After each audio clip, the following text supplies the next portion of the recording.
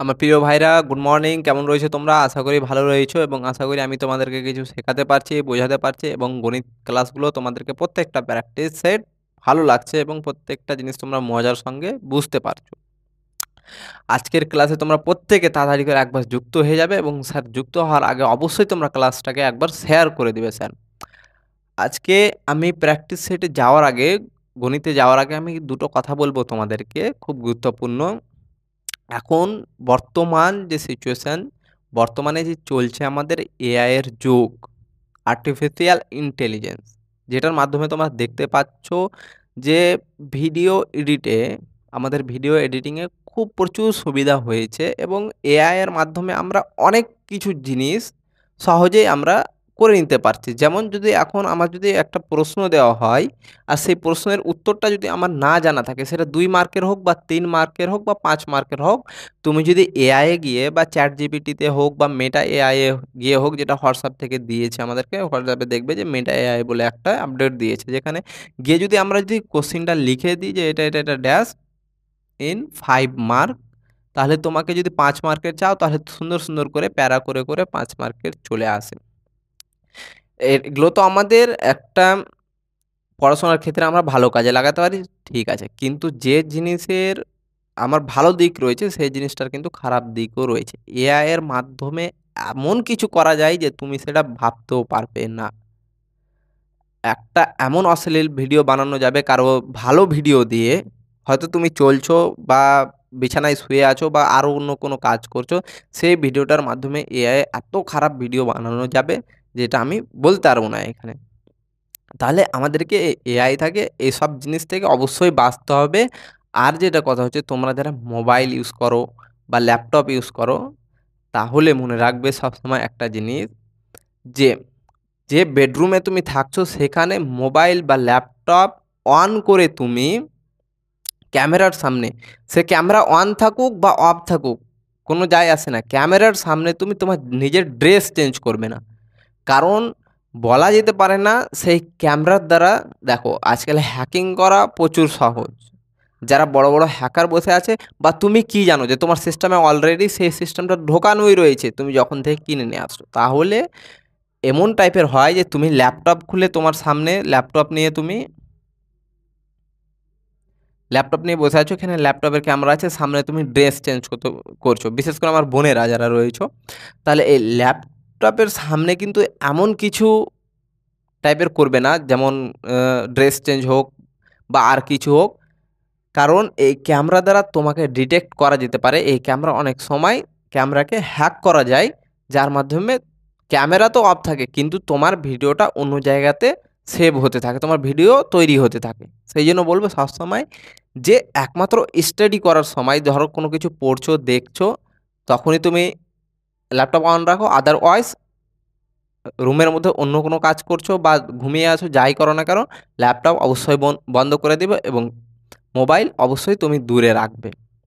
এবং আর একটা কথা, যে তুমি ঘুমানোর সময় মোবাইল কখনোই মাথার পাশে রাখবে না, কারণ মোবাইল থেকে যে রেডিয়েশনটা বের হয় সেটা আমাদের ব্রেনের জন্য খুবই ক্ষতিকর, যেটা ব্রেন টিউমার তৈরি করতে পারে। সেই জন্য বারবার বলবো যে মোবাইলটাকে ঘুমানোর সময়, না হলেও তুমি যে বেডে ঘুমাচ্ছ সেখান থেকে রুমের এক কোণাতে রেখে ঘুমাও। ঘুমানোর সময় তো মোবাইলের প্রয়োজন নেই।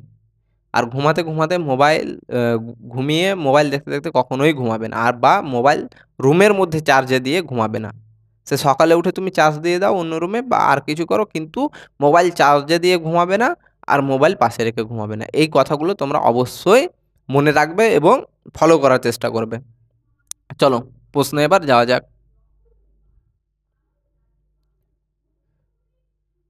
১ম প্রশ্ন কি বলছে? আমি ৩৪০ টাকা দামের একটি ঘড়ি কিনে ২৭.২০ টাকায় বিক্রয় কর হিসেবে দিয়েছিলাম। বিক্রয় করের শতকরা হার কত? তুমি একটা ঘড়ি ৩৪০ টাকাতে কিনেছো, অর্থাৎ তোমার কস্ট প্রাইস হচ্ছে, কিনেছো, ক্রয় মূল্য হচ্ছে ৩৪০ টাকা।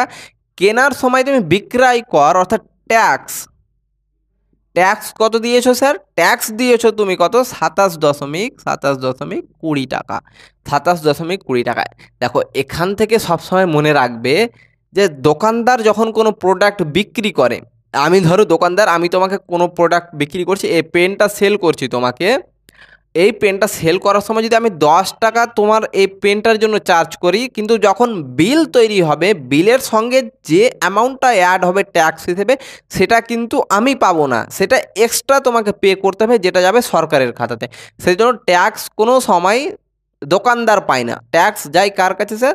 ট্যাক্স যায় সরকারের কাছে। সেই জন্য বিক্রয় মূল্যের উপরে আলাদা করে ট্যাক্স লাগে, কোনো সময় বিক্রয় মূল্যের সঙ্গে অ্যাডেড থাকবে না, সেটা অ্যাড থাকবে না, সবসময় মনে রাখবে। বিক্রয় মূল্য যদি আমার 340 টাকা হয় আর ট্যাক্স যদি 27.20 টাকা হয়, তাহলে তোমাকে টোটাল পে করতে হবে কত টাকা জানো? 340 যোগ 27.20 টাকা। তার মানে 340 টাকা দামের জিনিস কিনতে গিয়ে তুমি 27.20 টাকা কী দিচ্ছ স্যার? ট্যাক্স দিচ্ছ। তাহলে বলছে কত পার্সেন্ট তুমি ট্যাক্স দিলে, তাহলে দেখো কত টাকা ট্যাক্স দিচ্ছ? 27.20 টাকা। কত টাকার জিনিস কিনতে গিয়ে? 340 টাকার জিনিস ঘড়ি কিনতে গিয়ে তুমি ট্যাক্স দিলে কত টাকার? 27.20 টাকা। তাহলে শতকরাই কত? তাহলে 100-তে কত? তাহলে 100-তে কত? আর মনে রাখবে সবচেয়ে বেশি ট্যাক্স এখন যে চলছে স্যার, শিক্ষার উপরে এত ট্যাক্স বসিয়েছে, এত ট্যাক্স বসিয়েছে, এত একটা তুমি পেন কিনতে যাও, বই কিনতে যাও, তাহলে তোমাকে ট্যাক্স, সর্বাধিক ট্যাক্স, ম্যাক্সিমাম ট্যাক্স দিতে হচ্ছে।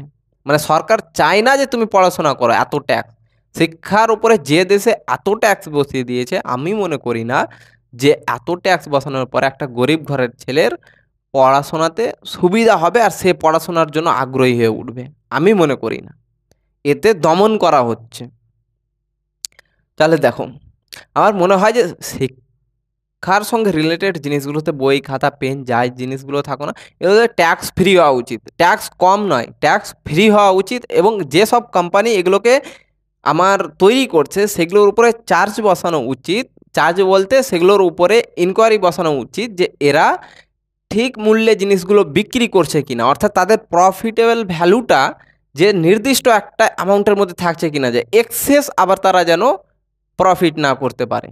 সেক্ষেত্রে আমার লাভ হবে না। যদি একটা ট্যাক্স সরকার হাটিয়ে দিল, ট্যাক্স সরিয়ে নিল, কিন্তু এখন দেখা যাচ্ছে যে যে ম্যানুফ্যাকচার কোম্পানি রয়েছে সে তৈরি করে জিনিসটাকে এত দামে বিক্রি করছে যে ট্যাক্স বসানো না বসানো সমান।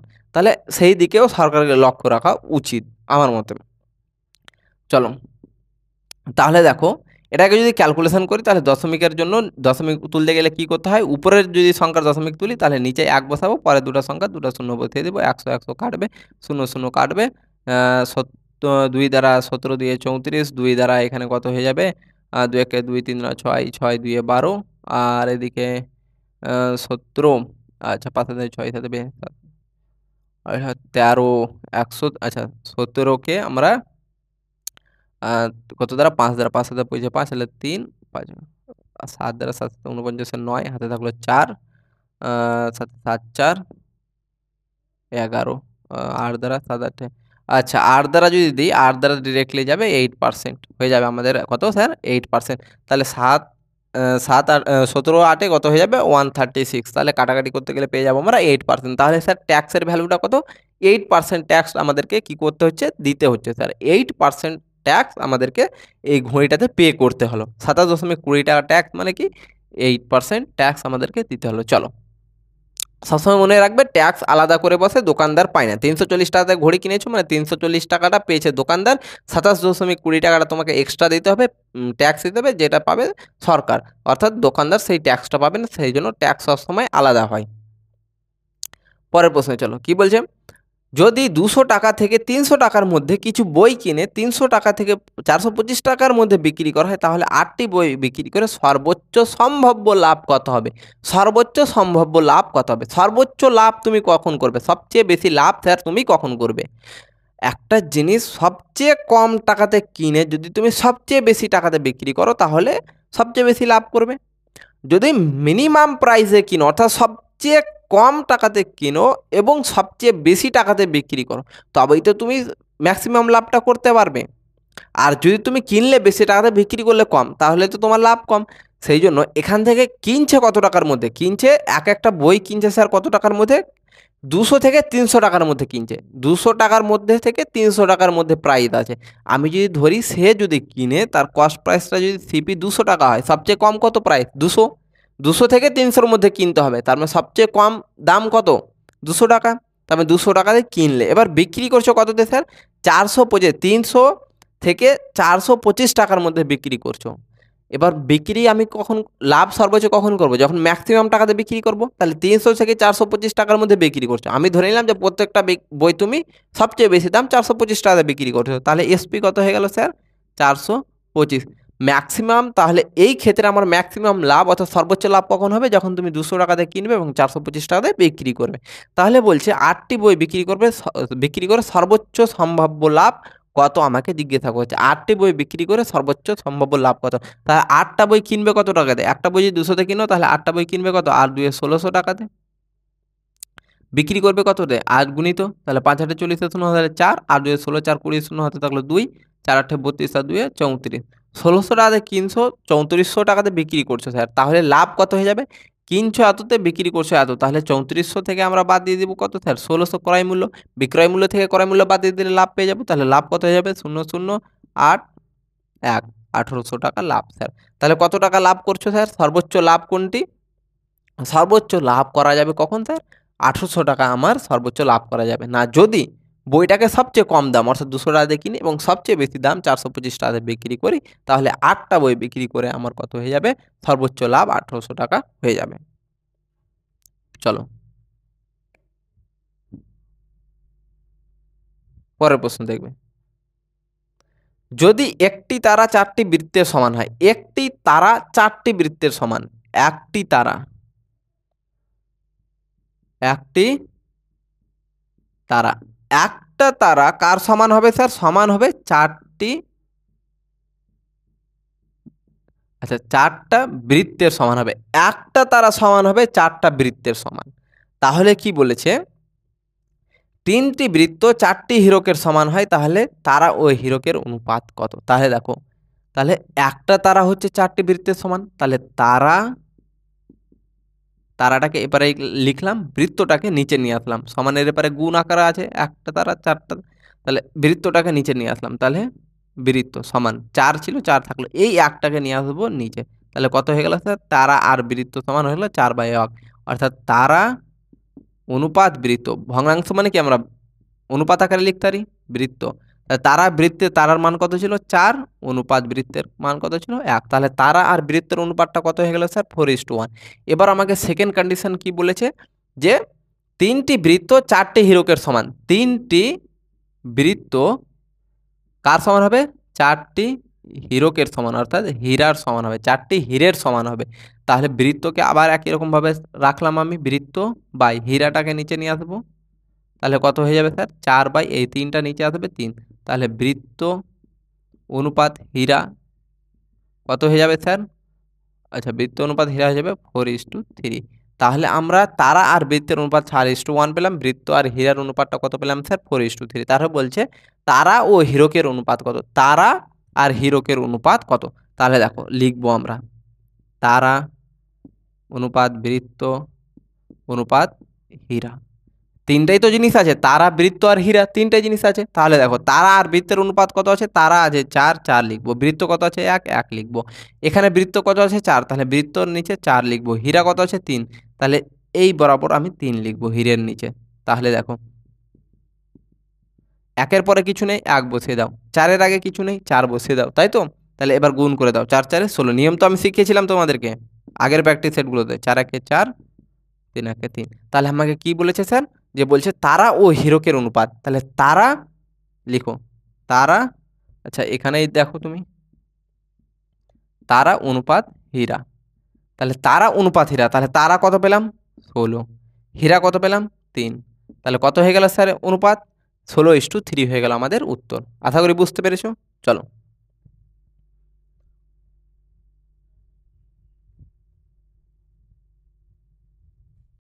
কি বলছে নেক্সট প্রশ্ন আমার?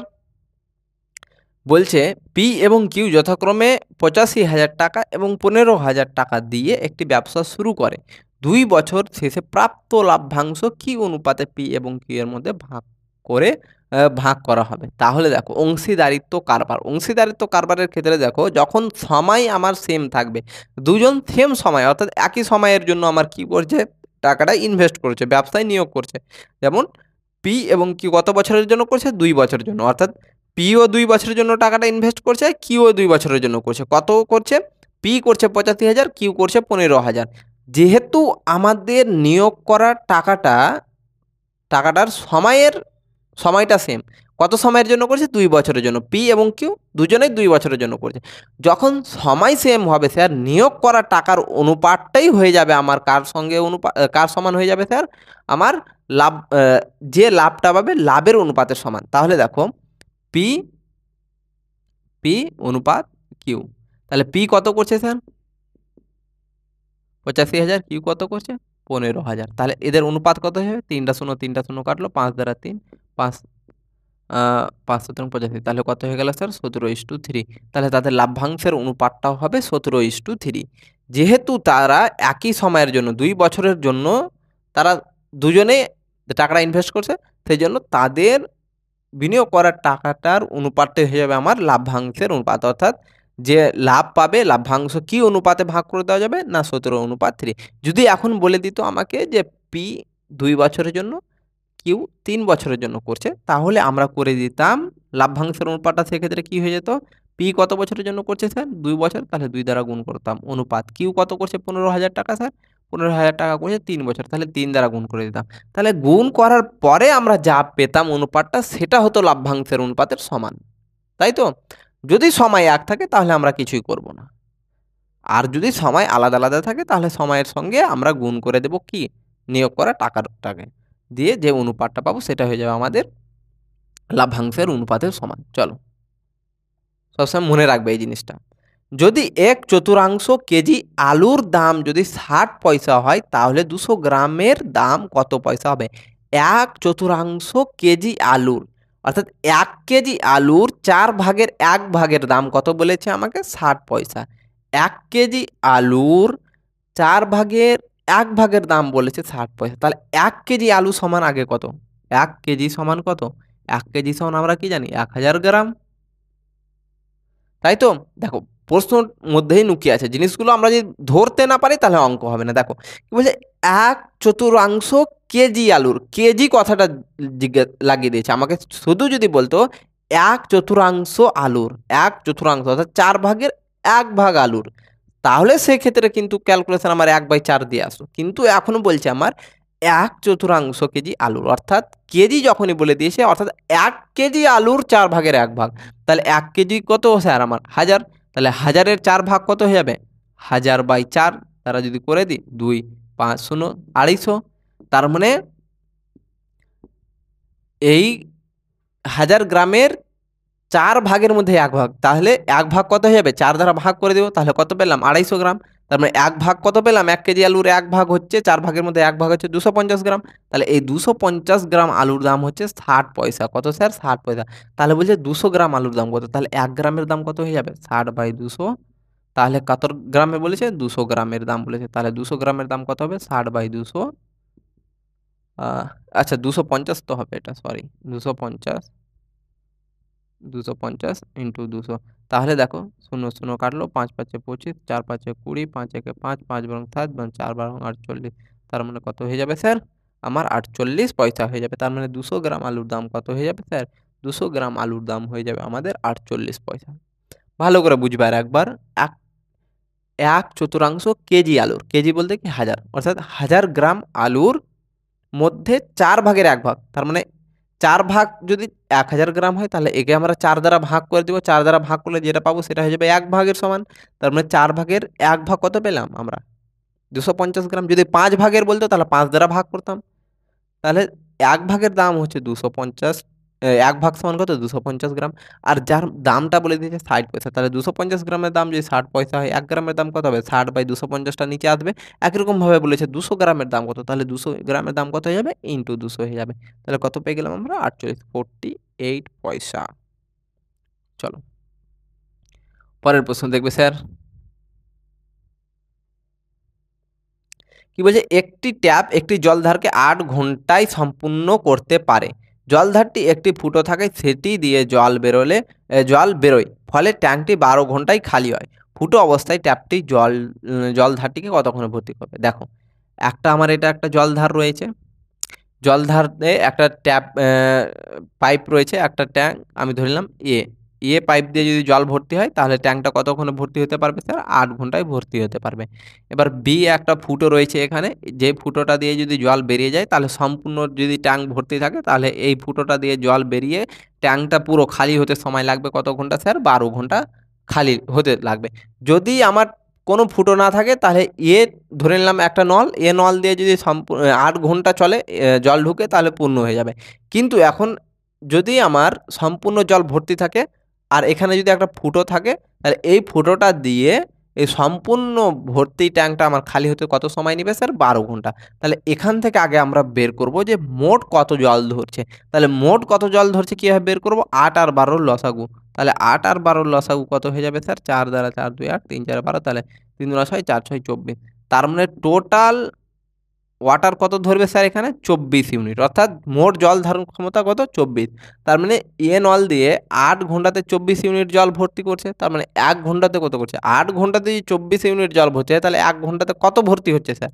৮ দ্বারা ভাগ করে দেব, ৩ ৮ এ ২৪। মানে ১ ঘন্টাতে এ নল দ্বারা কত জল ভর্তি হচ্ছে? ৩ ইউনিট জল। এবার বি ১২ ঘন্টাতে খালি করছে ২৪ ইউনিট জল। যেটুকু ভরবে সেটুকুই তো খালি করবে। ১২ ঘন্টাতে এবার খালি করছে ২৪, তার মানে ১ ঘন্টাতে কত করে খালি করেছে? ১২ দ্বারা ভাগ করে দেব, ২ ইউনিট। এ করছে ৩ এ আমার কতক্ষণে করছে? এ ভর্তি করছে ৩ ঘন্টাতে, আর বি এবার আমার দুটোই নল খোলা আছে। ধরে নাও এ প্লাস বি দুটোই নল খোলা আছে। এ দ্বারা ভর্তি হচ্ছে, বি দ্বারা খালি হচ্ছে। তাহলে এ দ্বারা কত ভর্তি হচ্ছে স্যার? ৩। ৩ ভর্তি হচ্ছে আর বি দ্বারা খালি হয়ে যাচ্ছে। খালি হওয়া মানে লাগিয়ে দাও মাইনাস। ভর্তি মানে প্লাস, খালি হচ্ছে মানে কি? বেরিয়ে যাচ্ছে। বেরিয়ে যাচ্ছে মানে কি? কমে যাচ্ছে। কমে যাওয়া মানে কি? মাইনাস। তার মানে -2। তার মানে বি এর ভ্যালুটা কত হচ্ছে? -2। তাহলে -2 বসিয়ে দাও। তার মানে দুটো নল যদি একসঙ্গে খোলা থাকে তাহলে ১ ঘন্টাতে কত জল ভর্তি হবে? ৩ থেকে ২ বাদ দিব ১। তার মানে ১ ইউনিট জল প্রত্যেক ঘন্টাতে ভর্তি হবে। যেহেতু এ নল দ্বারা প্রত্যেক ঘন্টাতে ৩ ইউনিট জল ভর্তি হচ্ছে আর বি নল প্রত্যেক ঘন্টাতে ২ ইউনিট জল খালি করে দিচ্ছে। ভর্তি করছে ৩, খালি করছে ২, তাহলে বাকি থাকছে কত? ১ ইউনিট জল। তাহলে এ প্লাস বি অর্থাৎ দুটো নলই যদি খোলা থাকে তাহলে ১ ঘন্টাতে কত জল ভর্তি হবে? ৩ বিয়োগ ২, যেটা বেরিয়ে যাচ্ছে, যেটা ঢুকছে আর যেটা বেরিয়ে যাচ্ছে সেটা বাদ দিয়ে দিব। ঢুকছে ৩, বেরিয়ে যাচ্ছে ২, তাহলে বেরিয়ে যাওয়া জলটা বাদ দিয়ে দিব। তাহলে ৩ থেকে ২ বাদ দিয়ে দিব। ১ ইউনিট জল প্রত্যেক ঘন্টাতে আমার ভর্তি হচ্ছে এবার। তার মানে কত জল ছিল? ২৪ লিটার জল ছিল, ২৪ ইউনিট। তার মানে ১ ঘন্টাতে ভরছে ১ ইউনিট। তাহলে ২৪ ইউনিট জল কতক্ষণে ভরবে? ২৪ কে ১ দ্বারা ভাগ করে দিব। তাহলে পেয়ে যাব ২৪ ঘন্টা। অর্থাৎ দুজন মিলে কত কাজ করছে সেটা দ্বারা আমরা ভাগ করে দিব টোটালটাকে, তাহলে পেয়ে যাব আমরা সময়টা ২৪ ঘন্টা। আশা করি বুঝতে পেরেছো। জাস্ট আমরা এখানে নলটা ধরে নিলাম এ নল, বি নল, যেটা প্রশ্নে উল্লেখ নেই কিন্তু বুঝে নিতে হবে এটা। চলো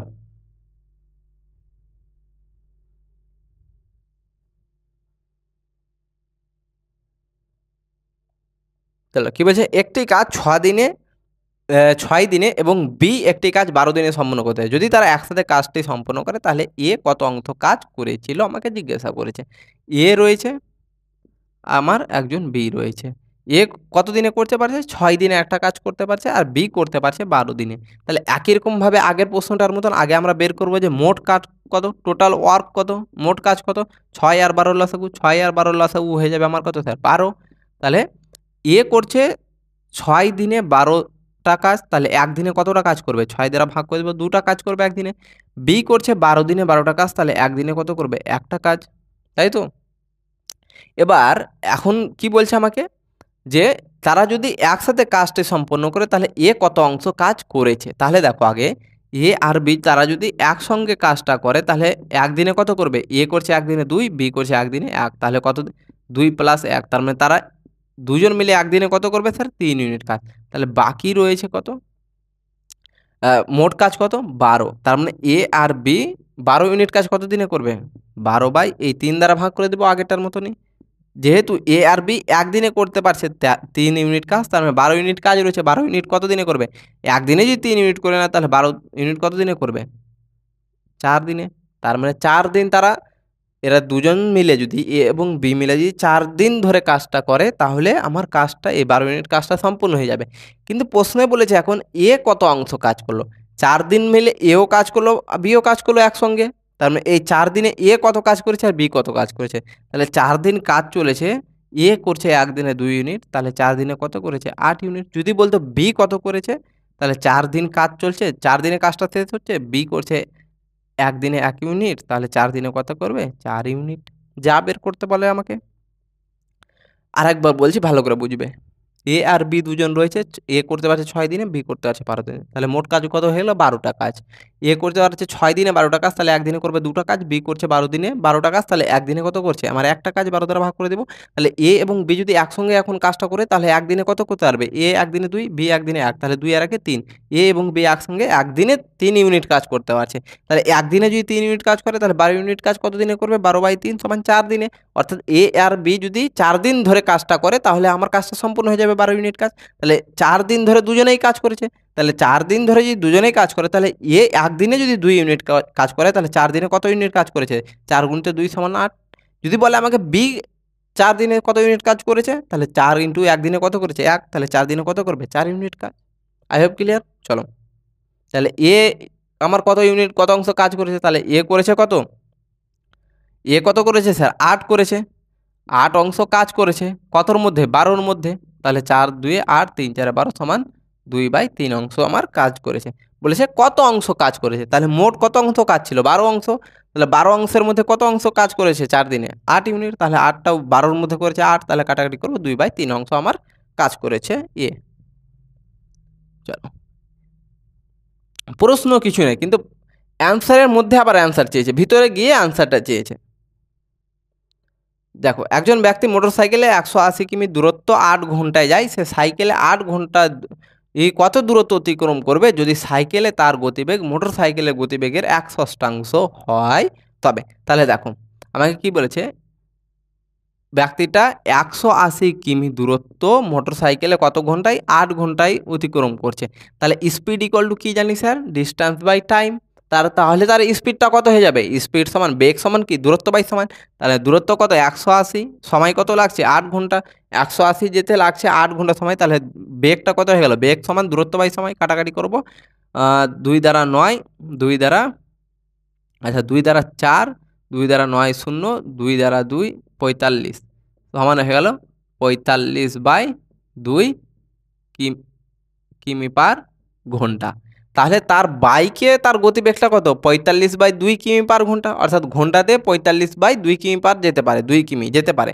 এবার বলছে যদি ৮ ঘন্টায় কত দূরত্ব অতিক্রম করবে? এবার বলছে ৮ ঘন্টাতে কত দূরত্ব অতিক্রম করবে? কিসে করে? সাইকেলে করে সে ৮ ঘন্টাতে কত দূর যাবে যদি সাইকেলে তার গতিবেগ মোটরসাইকেলের গতিবেগের ১/6 হয়। ১/6 বলতে কি? ষষ্ঠাংশ ৬, অর্থাৎ ৬ ভাগের ১ ভাগ। তাহলে তার মোট গতিটা কত ছিল মোটরসাইকেলে? ৪৫/২। কিন্তু সাইকেলে সাইকেলে সাইকেলে তার গতিবেগটা কত হয়ে যাবে? মোটরসাইকেলের গতিবেগের ১/6, অর্থাৎ ৬ ভাগের ১ ভাগ। তাহলে ৬ ভাগের ১ ভাগ দ্বারা গুণ করে দিব। তাহলে গুণ করো, ৩ দ্বারা ৩ দুনা হয়, ৩ দ্বারা ৩ একে ৩, ৩ ৫এ ১৫। তাহলে থাকলো কত? ১৫/২ ২ ৪। তার মানে সাইকেলে তার গতিবেগটা কত হয়ে যাবে? এত কিমি পার ঘন্টা।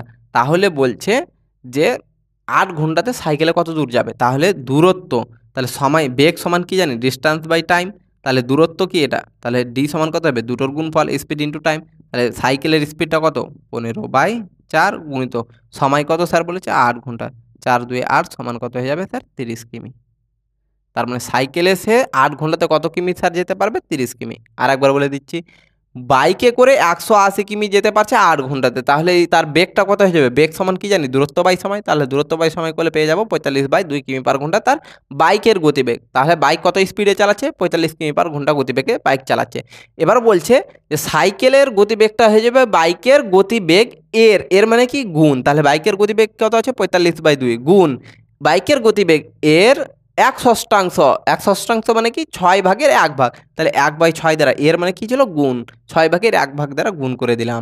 পেয়ে গেলাম কত? ১৫/৪ কিমি পার ঘন্টা সাইকেলের গতিবেগ। তাহলে গতিবেগ পেয়ে গেলাম। এখন বলেছে ৮ ঘন্টাতে সাইকেলে কত দূর যাবে? তাহলে দূরত্ব, স্পিড, বেগ সমান কি জানি? দূরত্ব বাই সময়। তাহলে কি বের করতে বলছে? দূরত্ব। তাহলে স্পিড আর টাইমটাকে গুণ করে দিব।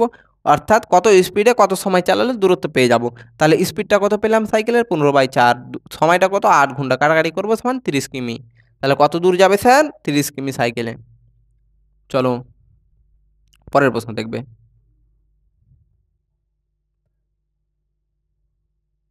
এখান থেকে কমপ্লিট হচ্ছে আমাদের ম্যাথের ৮টা প্রশ্ন।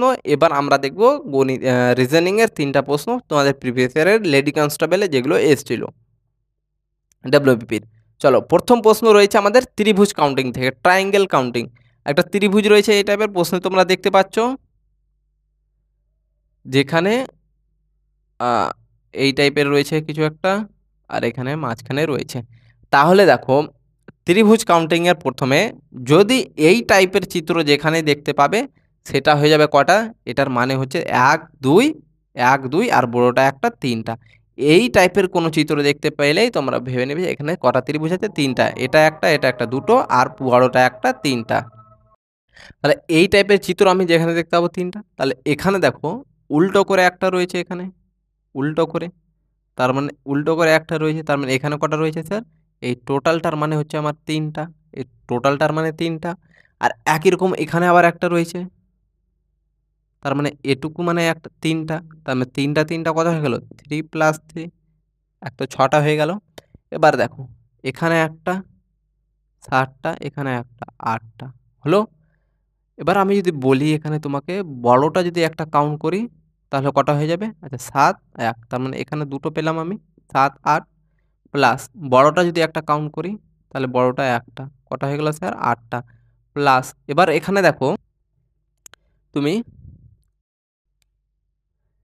এখান থেকে যদি তুমি শুধু এটুকুটা ধরো, এখান থেকে শুধু এই ত্রিভুজটা, এটা একটা ত্রিভুজ স্যার পুরোটা, তাহলে কটা হলো, +1।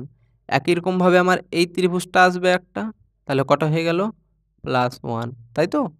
এবার দেখো এখান থেকে যদি আমি এই পুরোটা যদি অ্যাড করে দিই তাহলে কটা হলো, প্লাস আর একটা। ঠিক একই রকমভাবে তো এই পারেও তো আছে আমার এই পুরোটা নিয়ে একটা, তাহলে কটা হয়ে গেল, প্লাস একটা। তাহলে কত হয়ে গেল স্যার, ৩ ৩ ৬ ৭ ৮ ৯ ১০ ১১ ১২ ১৩। তাহলে টোটাল কত পেয়ে গেলাম স্যার আমরা ত্রিভুজ, স্যার টোটাল পেয়ে গেলাম আমরা ১৩টা ত্রিভুজ। তাহলে আমরা টোটাল ত্রিভুজ কত পেয়ে গেলাম স্যার, ১৩টা। তার মানে এই টাইপের চিত্রে আমার কয়টা ত্রিভুজ থাকবে স্যার, সবসময় মনে রাখবে ১৩টা। এই টাইপের চিত্র যখনই দেখতে পাবো আমরা পেয়ে যাব ১৩টা ত্রিভুজ। আরও আদার্স ট্রায়াঙ্গেল অনেকগুলো রয়েছে, ট্রায়াঙ্গেলের আমি তোমরা যদি চাও তাহলে ট্রায়াঙ্গেল কিন্তু আমি খুব সুন্দরভাবে তোমাদেরকে বলে দিতে পারবো। তোমরা যদি চাও যে ট্রায়াঙ্গেলের পুরো ট্রায়াঙ্গেল, তারপরে আয়তক্ষেত্র হোক, তারপরে তোমার বর্গক্ষেত্র হোক, তারপরে আর কিছু যেগুলো চিত্রগুলো আছে স্কোয়ার গুণাগুলো, সেগুলো যদি চাও যে আমি বলে দিই তোমাদেরকে পারফেক্টলি একটা ক্লাসে, তাহলে অবশ্যই তোমরা কমেন্ট করবে, আমি সেখানে বলে দেবো। চলো নেক্সট প্রশ্ন দেখো, ওয়াটার ইমেজ বলেছে স্যার। ওয়াটার ইমেজ বের করার একটা খুব সুন্দর উপায় তোমাদেরকে বলে দিচ্ছি। মিরর ইমেজ বলেছে, সরি, আচ্ছা প্রতিবিম্ব ইমেজ, মিরর ইমেজ বলেছে আমাকে। এটার মিরর ইমেজ কি হবে, তাহলে দেখো একটা জিনিস, আমার কাছে খাতা বই খুঁজতে হবে। আচ্ছা, আছে আমার কাছে, দেখে নাও। আমাকে কি বলছে স্যার, যে আমাকে বলছে এটার প্রতিবিম্ব কি হবে, আয়না দিয়ে দিয়েছে, আয়নার সামনে যদি ধরি তাহলে প্রতিবিম্ব কি হবে। তাহলে তোমাদেরকে রাফ শিট পাবে বা কোশ্চিনে তো থাকবে, তাহলে দেখবে কোশ্চিনে তোমরা একটু চেপে যে জিনিসটা দিয়েছে, তা আমাকে কি কি দিয়েছে স্যার, দিয়েছে ই, ইটাকে লিখবো স্যার, আচ্ছা একটু বড় করে লিখছি, ই দিয়েছে, ইটাকে লিখো বড় করে।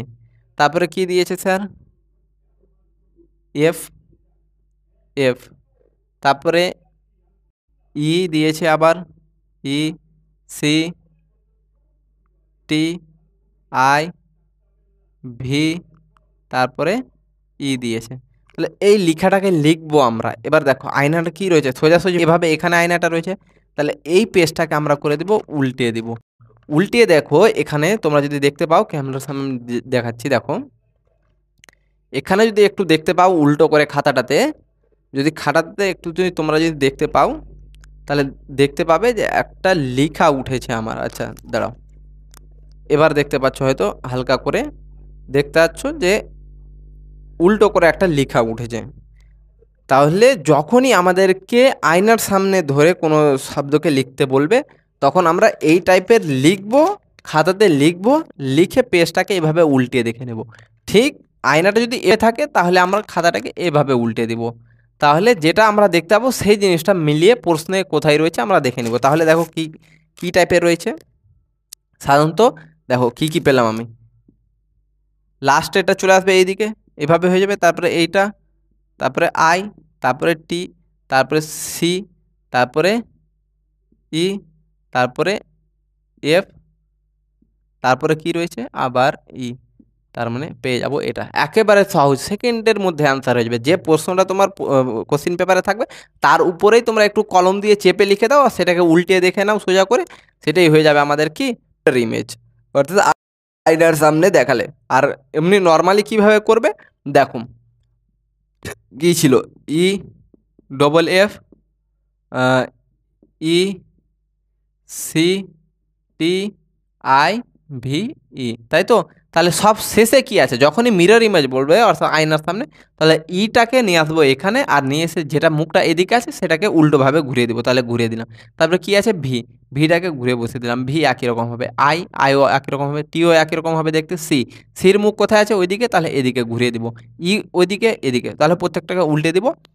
অর্থাৎ যেটা শুরুতে হবে সেটা বসবে যেটা শেষে হবে সেটা বসবে শুরুতে, আর প্রত্যেকটা কিন্তু উল্টো দিকে উল্টে যাবে আয়নার ক্ষেত্রে। চলো,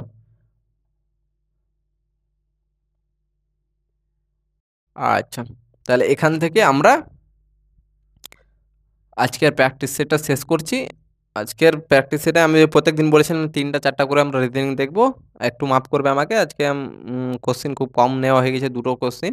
একটু টাইপিং আমার হয়তো গন্ডগোল হয়ে গেছে নেওয়ার সময়, স্লাইড তৈরির সময়।